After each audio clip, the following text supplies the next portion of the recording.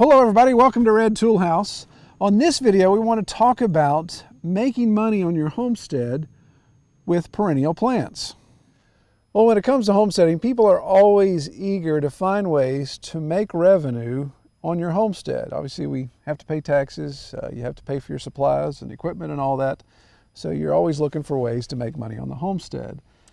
Well, I think a good idea for homesteads that are trying to make money is to find different methods of making money on their farm instead of just one particular. I mean, it's safer. I think a diversity of products helps your cash flow. You want to just make sure you're not keeping all your eggs in one basket.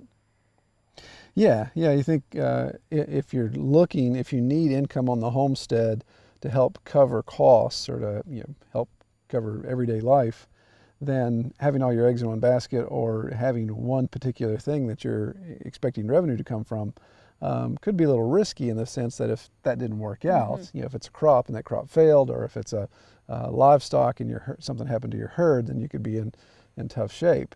I think that diversity is going to help. And one thing that we're interested in 2019 doing more of is looking at the plant side. We do stuff with livestock, we want to look at plants, but we know, we've talked in the channel in the past that we have black thumbs. We're not really good at raising a traditional garden.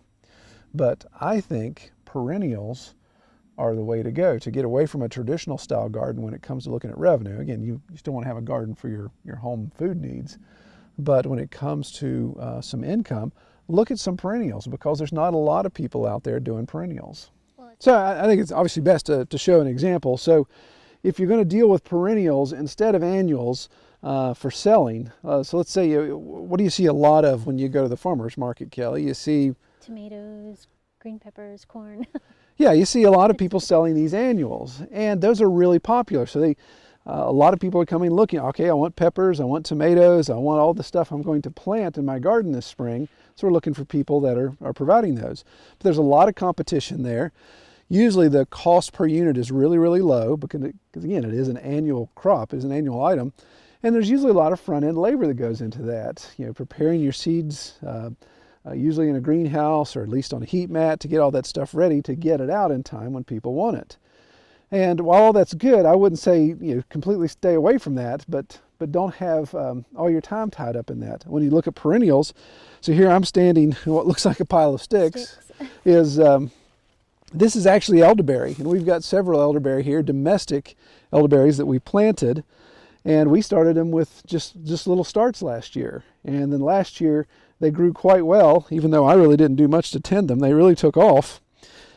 And I could come back now, this time of year, and I could come in and I could sacrifice this one bush and make cuttings from that and use those cuttings to propagate new elderberry. And the same right now, if I would go down the creek, there are some wild elderberries that are growing like crazy on the creek bank. Do the same thing. I could sacrifice one of those entire bushes and take cuttings and propagate those and be able to sell elderberry starts. Elderberry is real popular right now, so it would be a good thing to have. But when you look, if you go to a farmer's market, you usually see that elderberry, other fruit-bearing trees or bushes are usually more expensive than the annual plant. And if you're starting something from cuttings, you've got a lot less time, a lot less labor involved in it. Obviously, you've got to have the parent plant, but you've got less time and labor involved in that, so it can allow you to generate more money per unit with less work. And you can even propagate this autumn olive that's growing right here. Yeah, I don't know that I would recommend propagating autumn olive, but there's people that actually do it. Autumn olive is an edible fruit. It's everywhere, but that one is quite prolific. We could propagate a lot from that one. Again, with perennials, you obviously get more than one shot out of one. So in this example here, along our fruit trees, I've planted comfrey. And so obviously it's dead of winter, so the comfrey's dying out. But I could dig up some of this comfrey and get root cuttings from it and have other starts, either to propagate here on the homestead or to sell. And comfrey is really popular right now, so you'll see a lot of people selling that. But if it's not, if you don't see a lot of opportunity around your area for people to buy comfrey from starts, then you maybe have an opportunity to get into a new market there. Some people sell the root cuttings, like I could dig up this comfrey plant and just take the root and cut it into small sections that people could stick in the ground and propagate from. Or if you're actually selling crowns, where you take the time to do that, make the cuttings, put them in the ground, and once they've developed enough vegetation on top to sell them as crowns, then I see people getting a lot more money. I've seen those go as much as $12, $14, $16 a pop, depending on the size of the crown. So, very, very helpful way to generate some revenue off something that's just going to keep growing back. Especially comfrey, it grows like crazy. Deer, yeah. So maybe check your own property and see what type of perennials are growing easily already on your property. Maybe see what types of perennials are in high demand, but the demand is so high that they're not being met just yet. Yeah. Um, Yeah, I think like Chinese wineberries, non-native species here in West Virginia, but they grow all over my brother's place, and I haven't been able to get them to grow here for some reason. He's what, 10 miles away from us. So he could, if he wanted to, he could start propagating those wineberries and sell those. As Kelly mentioned, the demand, if you see at farmers markets that somebody brings in whatever perennial and sells out of it immediately, then maybe there's some healthy competition needs there. Or there's always an education element of this too, that you introduce a perennial that nobody really uses or knows much about. You got to educate them about the benefits of it, but then you may be able to develop a new market in your area. Yeah, looking right here, just having to look down, this is a cherry tree, and we've got black raspberry growing up beside the cherry tree. So here's a plant that's taken off that I didn't plant, but I got no problem with that being right here at the base of this cherry tree with my comfrey and other things. So I could possibly take cuttings from that and propagate blackberry. So when it comes to propagating perennials, we're not experts by any means. In fact, we haven't really tried it. So this is something in 2019 we're going to try, and we'll update you as it goes along. Elderberry is definitely where we're going to start first. But there's a lot of resources out on YouTube, and one of my favorite is Edible Acres. It's a YouTube channel. Gentleman's up in upstate New York. I think his name's Sean. You know what his name is?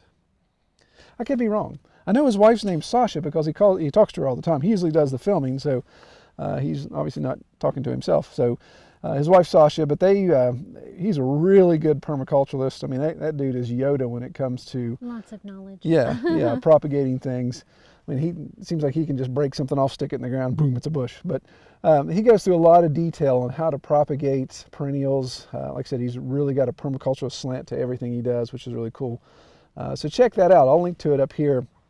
But that's definitely a good channel to check out, and we've learned a lot from it, and I think you all would too if you want to try that.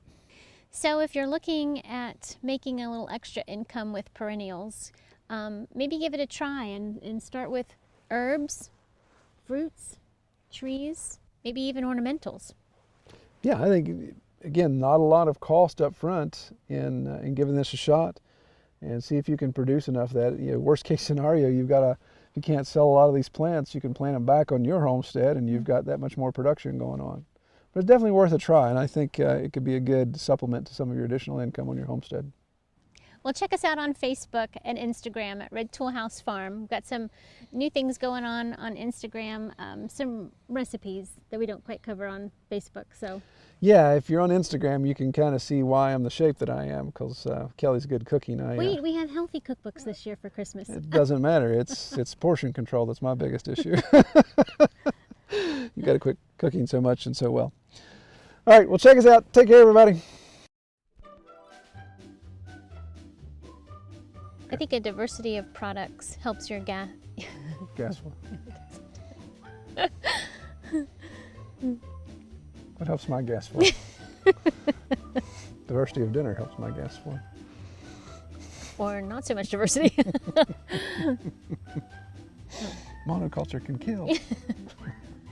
Well, check us out on Facebook and Instagram at Red Tool House Farm. We've got a few new things going on over there. What else?